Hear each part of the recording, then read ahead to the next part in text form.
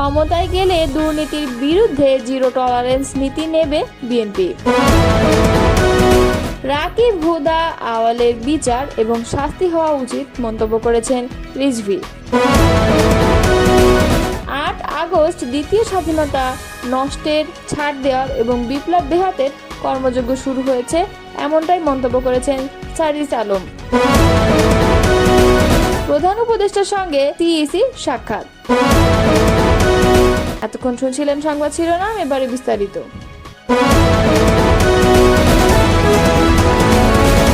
BNP ক্ষমতায় গেলে দুর্নীতির বিরুদ্ধে জিরো টলারেন্স নীতি নেওয়া হবে বলে জানিয়েছে দলটির যুগ্ম মহাসচিব শহীদুদ্দীন চৌধুরী অ্যানি।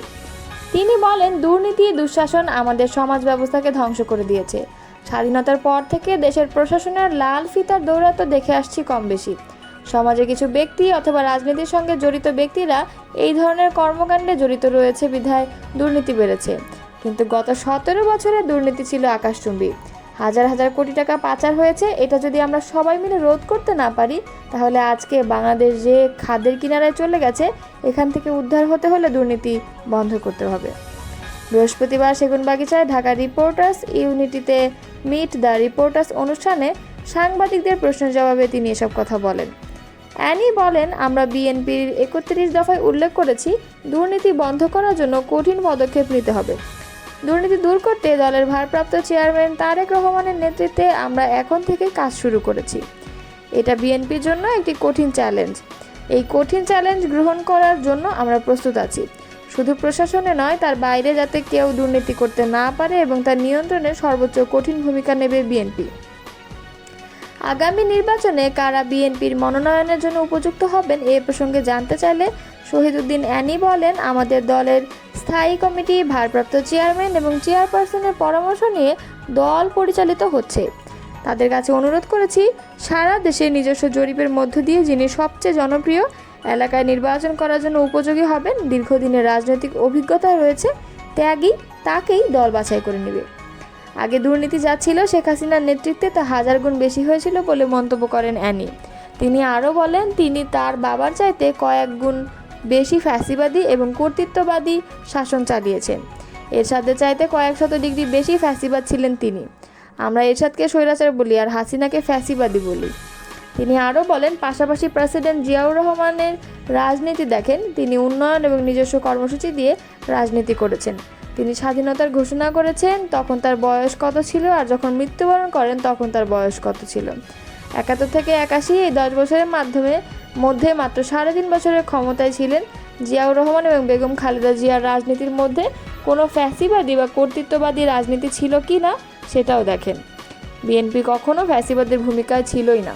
2001 থেকে 6 সাল পর্যন্ত বিএনপি রাষ্ট্র ক্ষমতা থাকাকালে অনেক ষড়যন্ত্র হয়েছে বলে দাবি করেন শহীদুদ্দীন অ্যানি। তার নামে নানা অপপ্রচার করেছে, হাওয়া ভবন দিয়ে তার রাজনৈতিক ভাবমূর্তি নষ্ট করতে চেয়েছে, যাতে তারেক রহমান তার নিজস্ব চিন্তা চেতনা দেখাতে না পারে। বিএনপি ক্ষমতায় গেলে বহির্বিশ্বে বাংলাদেশের ভাবমূর্তি উন্নয়নে কী ধরনের উদ্যোগ নেবে জানতে চাইলে অ্যানি বলেন, বিদেশে আমাদের বন্ধু থাকবে, প্রভু থাকবে না। জিয়াউর রহমান সার্ক গঠন করে রেখেছিলেন। আমাদের পার্শ্ববর্তী 7টি দেশ মিলে এটি একটি অ্যাসোসিয়েশন। যে কোনো সময় আলাপ আলোচনার মাধ্যমে সুন্দর সমাধান হয়ে যায়, কিন্তু বিগত আওয়ামী লীগ সরকার সার্ককে পুরোপুরি অকার্যকর করে দিয়েছে। সাংবাদিকদের আরেক প্রশ্নের জবাবে বিএনপির এই যুগ্ম মহাসচিব বলেন, তারেক রহমান খুব শিগগিরই দেশে ফিরবেন। তার ফেরার জন্য লন্ডন ও বাংলাদেশের প্রস্তুতি চলছে। তাকে বরণ করে নেওয়ার প্রস্তুতি চলছে। মিট দ্য রিপোর্টার্স অনুষ্ঠানে আরও উপস্থিত ছিলেন ঢাকা রিপোর্টার্স ইউনিটের সভাপতি আবু সালেহ আকন। সাবেক 3 সিইসি হলেন 2014 সালের নির্বাচনে তৎকালীন সিইসি কাজী রকিবউদ্দিন আহমেদ, 2018 সালের নির্বাচনে তৎকালীন সিইসি একেএম নুরুল হুদা এবং 2024 সালের নির্বাচনে তৎকালীন প্রধান নির্বাচন কমিশনার কাজী হাবিবুল আওয়াল। এরা গণতন্ত্র ধ্বংসকারী, এদের আইনসঙ্গতভাবে বিচার হওয়া উচিত এবং শাস্তি হওয়া উচিত বলে মন্তব্য করেছেন বিএনপি সিনিয়র যুগ্ম মহাসচিব অ্যাডভোকেট রুহুল কবির রিজভী। বৃহস্পতিবার নয়াপল্টন সংবাদ সম্মেলনে দলের কর্মসূচি ঘোষণাকালে তিনি এই মন্তব্য করেন। 24-এর গণঅভ্যুত্থানের স্মরণে 1 বছর পূর্তি উপলক্ষে বিভিন্ন কর্মসূচি ঘোষণা করে বিএনপি। রিজভী বলেন, মানুষের অপদস্থ হোক সেটি আমরা কখনো করব না। মানুষের অপরাধ থাকলে তার আইনসঙ্গতভাবে বিচার হবে। ন্যায্য বিচার হবে, সে যেন উপযুক্ত বিচার পায়। সাবেক সিইসি নুরুল হুদা, রকিব, হাবিবুল আওয়াল তারা দেশের গণতন্ত্র ধ্বংস করেছে, দেশের গণতান্ত্রিক প্রতিষ্ঠানগুলোকে ধ্বংস করেছে এবং তছনছ করে শেখ হাসিনার ক্ষমতাকে পার্মানেন্ট করার অপচেষ্টা চালিয়েছে। এজন্য শুধু আমরা ধিক্কার ও ঘৃণা জানাই না, এদের বিচার হতে হবে, অবশ্যই সেটা আইনসঙ্গতভাবে। শেখ হাসিনা যে পথ দেখিয়েছে আমরা সেই পথে যাব না, আমরা যাব গণতন্ত্রের পথে, আইনের পথে। এজন্যই তো আমাদের 16 বছরের আন্দোলন সংগ্রাম। আইন হাতে তুলে নেব না। কেন আমরা একজনকে ঢিল বা ডিম ছুঁড়ে মারবো, গলায় জুতার মালা পরাবো, সে অন্য দলের হোক? তার অপরাধের ন্যায্য বিচার হতে হবে। সাবেক 3 নির্বাচন কমিশনার গণতন্ত্র ধ্বংসকারী অবাধ সুষ্ঠু নির্বাচনকে তারা মাটি চাপা দিয়েছে। কাউকে লেলিয়ে দিয়ে বেআইনিভাবে রাস্তার মধ্যে যাকে তাকে আঘাত করতে হবে না, এটা আমরা করব না। তিনি বলেন, আমরা গেল 16 বছর কখনো খেতে পেরেছি, কখনো খেতে পারিনি, অধিকাংশ দিন ঘুমাতে পারিনি, রাতের পর রাত আমাদের এইভাবে জীবনযাপন করতে হয়েছে। গুম খুনের প্রতিবাদ করতে গিয়ে কতদিন রিমান্ডে ছিলাম তার হিসাবও নেই। সন্ত্রাসী, মাদক কারবারিদের সাথে আমাদেরকে কারাগারে রেখেছিল শেখ হাসিনার পুলিশ।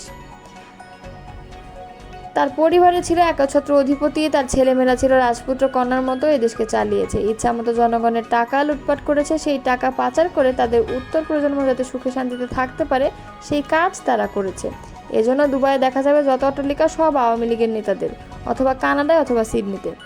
তিনি বলেন, শেখ হাসিনা বলতেন তার কোনো সম্পত্তি নেই, কিন্তু দেখা গেল পূর্বাচল সিটিতে তার নামে, তার মেয়ের নামে, তার ছেলের নামে, ভাগ্নির নামে এবং ভাগ্নির নামে 10 কাঠা করে প্লট। দুদকের তদন্তে বের হয়ে এসেছে শেখ হাসিনার কোথায় কোথায় সম্পদ আছে তা একেবারেই স্পষ্ট। জাতীয় নাগরিক পার্টির উত্তরাঞ্চলের মুখ্য সংগঠক সার্জিস আলম এক ফেসবুক পোস্টে দ্বিতীয় স্বাধীনতা বিষয়ে তার মতামত প্রকাশ করেছেন।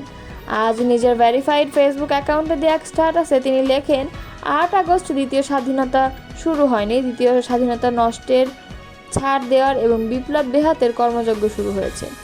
এছাড়াও তিনি আরও উল্লেখ করেন, 5 আগস্ট জুলাই গণ অভ্যুত্থান দিবস এবং দ্বিতীয় স্বাধীনতা দিবস। অন্তর্বর্তী সরকারের প্রধান উপদেষ্টা অধ্যাপক ডক্টর মোহাম্মদ ইউনূসের সঙ্গে সৌজন্য সাক্ষাৎ করেছেন প্রধান নির্বাচন কমিশনার এএমএম নাসিরউদ্দিন।